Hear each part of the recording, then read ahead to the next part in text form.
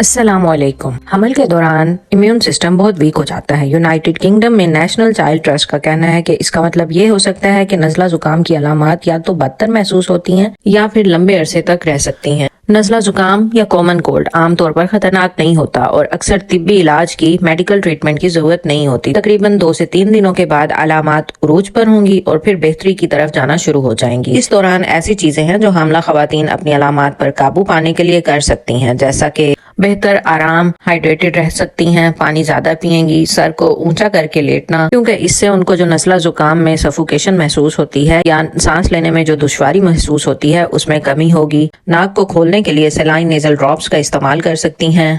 अपने सर और साइनसिस का वार्म कंप्रेसेस से सिकाई कर सकती हैं। गर्म पानी को बॉल बना के उससे स्टीम ले सकती हैं, स्टीम इनहेलेशन कर सकती हैं, जो कि उनकी साइनसिस और नाक को खोलने में मदद करेगा। उसके अलावा गले की खराश, दर्द के लिए हनी वाटर का इस्तेमाल कर सकती हैं या हनी को वैसे भी इस्तेमाल कर सकती हैं। भाप लेते हुए या गुसल करते हुए ज्यादा गर्म पानी ना इस्तेमाल करें, इससे बच्चे को नुकसान हो सकता है। जुकाम या फ्लू के लिए कुदरती अज्जा का भी इस्तेमाल किया जा सकता है। आमतौर पर जब कॉमन कोल्ड या फ्लू होता है तो ओवर द काउंटर मेडिसिन आराम से इस्तेमाल की जा सकती है, लेकिन जो खवातीन हामला हैं उनके लिए वो अद्वियात इस्तेमाल करने के लिए उनको थोड़ा सोचना चाहिए और देखना चाहिए कि आया वो सेफ है या नहीं। हमल के दौरान कोई भी दवाई इस्तेमाल करने से पहले डॉक्टर से मशवरा कर लें। अब हम वो अद्वियात डिस्कस करते हैं जो ओवर द काउंटर मिलने वाली कॉमन कोल्ड की मेडिसिन है और आमतौर पर इस्तेमाल होती हैं, और हम बताएंगे कि क्या वो हमल में इस्तेमाल करनी चाहिए या नहीं।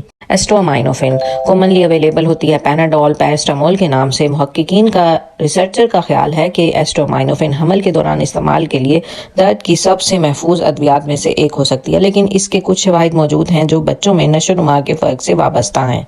नतीजे के तौर पर इस बारे में बहस होती है कि आया एस्ट्रोमाइनोफिन हमल के दौरान मौजू है या नहीं। अगर लोग एस्ट्रोमाइनोफिन इस्तेमाल करते हैं तो उसे डॉक्टर की मंजूरी से और सबसे कम मुअस्सर खुराक पर और कम से कम वक्त के लिए इस्तेमाल करना चाहिए। तो आपके पास सेफ्टी यही है कि जो इसकी मुकर्रर मिकदार है वही ली जाए और शॉर्टेस्ट पॉसिबल टाइम के लिए ली जाए। जैसा कि आप जानते हैं नज़ला जुकाम में खांसी होना बहुत कॉमन है, तो खांसी की दवाई का अब जिक्र करते हैं। खांसी की दवाइयों में अक्सर दवाइयां होती हैं जैसे कि ज्यादातर डेक्स्ट्रोमेथॉर्फिन और गॉनफेंसिन ड्रग पाई जाती हैं। डेक्स्ट्रोमेथॉर्फिन खांसी को दबा देता है। ज्यादातर ये हमल के दौरान सेफ ही समझा जाता है और इसका मिसकैरेज या प्री मैच्योर बर्थ से या बच्चे के वजन की कमी से कोई ताल्लुक नहीं है। गॉनफेंसिन एक एक्सपेक्टोरेंट है, यानी कि वो बलगम को निकालता है। ये फेफड़ों में बलगम को पतला और ढीला करता है और इसको निकालने में मददगार साबित होता है। इस पर अभी ज्यादा तहकीक से जाना नहीं जा सका कि आया ये अस्काते हमल कब्ल अज़ वक्त डिलीवरी या पैदाइश में वजन का कम होने में कोई वजह बनता है या नहीं। जाती तौर पे मेरी राय ये है कि जो कुदरती मिलने वाली अज्जा हैं खांसी की वो ज्यादा बेहतर है हमल के दौरान। कॉमन कोल्ड में आप आईवी लीफ एक्सट्रैक्ट सिरप का इस्तेमाल कर सकते हैं, शरबत तूत से आग का इस्तेमाल कर सकते हैं और जो नेचुरल आपको पहले तरीके बताए हैं उन पे अमल कर सकते हैं। डीकंजेस्टेंट का जिक्र करते हैं।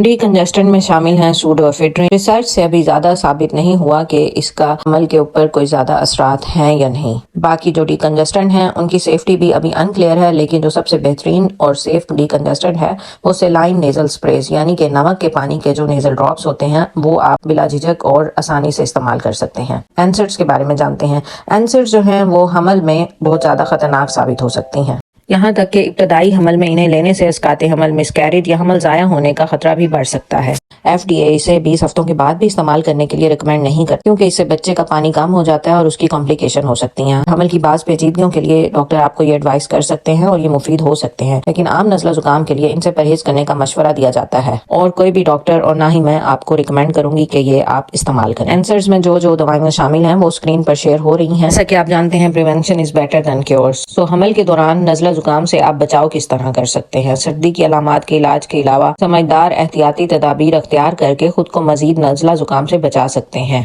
वो तजावीज़ क्या है? बाकायदगी से हाथ धोना, इन्फेक्शन वाले लोगों के साथ करीबी राब्ते से गुरेज करें, बगैर धोए हुए हाथों से चेहरे, नाक, मुंह या आंखों को छूने से गुरेज करें, तंबाकू नोशी या दूसरे धुएं से परहेज करें। कोविड-19 में अपने मुदाफ़ियती निज़ाम को आपने बढ़ाने के लिए जो न्यूट्रिशनल एलिमेंट्स इस्तेमाल किए थे उन्हीं की ही यहाँ पर भी हिदायत दी जाती हैं, खास तौर पर जिनमें शामिल हैं vitamin A, vitamin C, vitamin D, vitamin E, iron, selenium और जिंक। आप लोग ये ग़िज़ाई अज्जा अपनी खुराक से हासिल कर सकते हैं। अगर हमल के दौरान मतली और उल्टी की वजह से आपको प्रॉपर डाइट लेना मुमकिन नहीं हो रहा तो आप बेहतर है कि खुराक बढ़ाने के तरीकों के बारे में या सप्लीमेंट्स के बारे में अपने डॉक्टर से मशवरा कर सकते हैं और इन चीज़ों के सप्लीमेंट भी इस्तेमाल कर सकते हैं।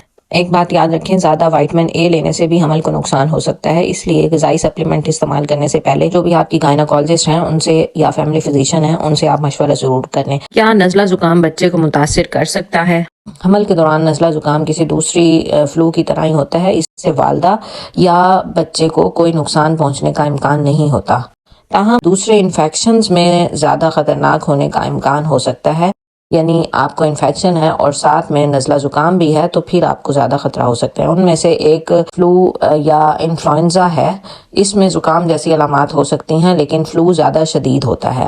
عام علامات جو کہ فلو کے دوران ہوتی ہیں نزلہ زکام میں، انفلوئنزا میں وہ بہت زیادہ ہو جاتی ہیں، تھکاوٹ اور کمزوری بہت زیادہ ہوگی، بخار بہت زیادہ ہوگا، سردی زیادہ لگے۔ اس لیے اگر کسی کو حمل کے دوران زیادہ تیز بخار ہوتا ہے تو اسے اپنے ڈاکٹر سے رابطہ کرنا چاہیے تاکہ وہ بخار کو جلد سے جلد محفوظ سطح تک کم کرنے کے لیے اقدامات کر سکیں۔ اگر آپ کی کوئی ایسی علامات ہیں جن میں آپ کو ڈاکٹر کو دیکھنا ضروری ہے تو آپ کو فوراً ڈاکٹر کو کانٹیکٹ کرنا چاہیے۔ وہ علامات کون سی ہیں؟